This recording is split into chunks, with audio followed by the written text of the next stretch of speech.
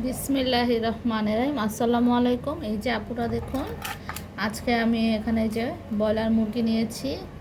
তো মুরগিগুলো আমি হাতে কষিয়ে রান্না করব। যেহেতু আমার এটা একদম কষা কষা হবে, তার জন্য আমি একবারে মাখিয়ে ঝুঁকিয়ে পেঁয়াজটা একটু হালকা বাদামি করে তারপর বসিয়ে দেবো। তো এই যে দেখুন, আমি সব কিছু প্রস্তুত করে নিয়েছি। এখন আমি একে একে সব দেখাবো যে কিভাবে এই মুরগিটা রান্না করতে হয়। তো আমি এখানে দেখুন আদা রসুন পেঁয়াজ জিরা পেস্ট করে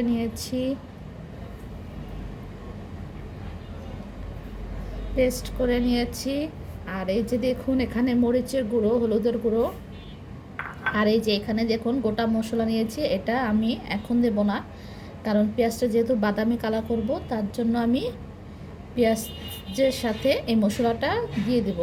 আর এই যে এখানে দেখুন কলিজি আর গিলা আছে, যেহেতু কাঁচা গন্ধ হয় তার জন্য আমি একটু সিদ্ধ করে নিয়েছি, তাহলে কাঁচা ভাবটা থাকবে না।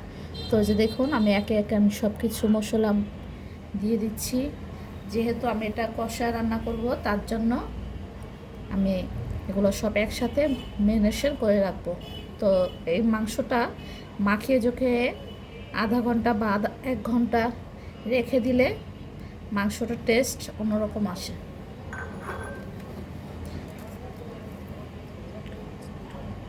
এই যে দেখুন এখানে আমি লবণ দিয়ে দিলাম পরিমাণ মতো, যদি লবণ এতে না হয় পরেও দেওয়া যাবে।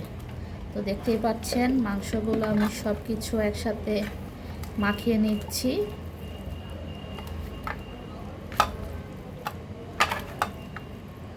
আর আরেকটা কথা, যেহেতু আমার ঘরে লেবু ছিল না, তার জন্য আমি লেবুর রসটা দিতে পারিনি। আপনারা চাইলে দিতে পারেন, তাহলে আরও বেশি টেস্ট হবে, কাঁচা ভাবটা দূর হয়ে যাবে।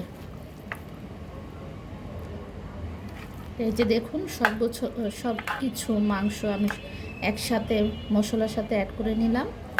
তো এটাকে আমি 20 মিনিট রাখবো, যেহেতু আজকে আমার রান্না একটু তাড়া আছে, তার জন্য আমি একটা মুরগি পুরো নিয়ে নেই, অর্ধেকটা রান্না করতেছি। তো আমার যতটুকু দরকার আমি ততটুকু, বাসি খাবার আমার একদমই পছন্দ না। তো আমি এটা রান্না করছি। এই মুরগিটা আপনি বাসি করেও খেতে পারবেন, পরোটা দিয়ে ভাত দিয়ে যেভাবে খেতে মন চায় সেভাবেই খেতে পারবেন। তো এই যে দেখুন আমি মশলা দিয়ে সব কিছু মাখিয়ে নিয়েছি। তো আমি রান্নার ফাইনাল লুকটা অবশ্যই দেখাবো, তো পাশেই থাকবেন। কাজে বলতে আল্লাহ হাফেজ।